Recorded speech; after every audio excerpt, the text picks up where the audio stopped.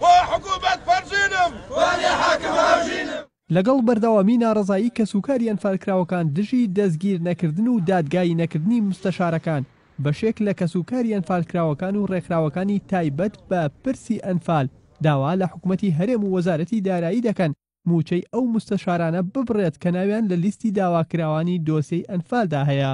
مۆستایەک فەرمانبەرێکە کاتی ئامەرقەبزی بۆ دەرەچێت کاتێ ئەوەی بۆ دەرەچێت موچەکەی ڕائەگیرێ، بەڵام وەزیری دارایی ئەمانە کە تۆمەتبارن ئامەرقەبزیان بۆ دەرچووە بۆ موچەکانیان ڕاناگیرێت تاکو ئێستاکە بۆ موچیان پێ ئەدرێ تەنانەت موچەی هەنێک مستەشارێ سێ ئەوەی موچەی ئەنفالکراوێکە وەک ناگیرن با موچەکانیان ڕاگیرێ با دێوەخانەکانیان بەس بێ با بەس ئیمتیازاتیان بدرێتێ لە ئەنفالکراوێک زیاتر. بەڕاستی ئەمە زۆر نیگەرانی کردوین. داوا لە حکوومەتی هەرێمی کوردستانەکەین بۆ ئەوەی میزداقیەتی ڕاستەقینەی خۆی بسەلمێنێت پێویستەکە بە زووترین کات موچەی جاش و مستەشارەکان ڕابگرێت تا بەشێک لە ماندوێتی کەسوکاری ئەنفال قەرەبوو بکرێتەوە. بەوتەی ڕێکخراوەکانی دۆسیەی ئەنفال لەناو ئەو 423 کەسەی ناویان لە لیستی تۆمەتباراندا هەیە 258 کەسیان لە هەرێمی کوردستان و ژمارەیەکیان لەلایەن حکوومەتی هەرێمەوە بە پلەی سەربازی جیاواز خانەنشین کراون و مانگانە موچەیان پێدەدرێت. NRC چەندین جار پەیوەندی کرد بە وەزارەتی داراییەوە بەڵام ئامادە نەبوو هیچ لێدوانێک لەو بارەیەوە بدەن. ئەندامێکی پەرلەمانی کوردستانیش پێدانی موچە بە تۆمەتبارانی دۆسیەی ئەنفال بە سەیر و سەمەرە ناودەبات و هۆکارەکەی دەخاتە ئەستۆی خراپی حکومڕانی ساڵانی ڕابردوو.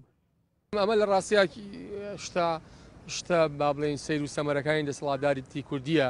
خەڵکانێک لەلایەن دادگاوە تاوان داوا کراون بەڵام حکوومەت بە شێوازی جۆرا و جۆر موچەیان هاتیە و ئەیان خاتە لیستی ڕەنگە بەشەیان لە لیستی تێکۆشەرابن. ینی ئێستا کێشەکە لەوایە ئێمە نەمانتوانیوە با بڵین ئەو لیستە پاکەینەوە کە مامەڕیشە و بکوژەکەی مامەڕیشێتیایە. هەموو هیوایەتی کەسوکاری ئەنفالکراوەکان ئەوەیە جاش و مستەشارەکان دادگایە بکرێن و بگیرن. ئەوە گەورەتی ئیمتیازە بۆ کەسوکاری ئەنفالکراوەکان. چ جای ئەوەی کە ناژیرن لە هەمان کاتە مەعاش و ئیمتیازێکی زۆر لە هەرێمی کوردستان وەرەگرن. بە دەستگیرکردنی تۆمەتبارانی دۆسیەی ئەنفال ڕەوانەی دادگای باڵای تاوانەکانی عێراق دەکرێن بەڵام تا ئێستا لەلایەن دەسەڵاتدارانی هەرێمەوە دەستگیر نەکراون.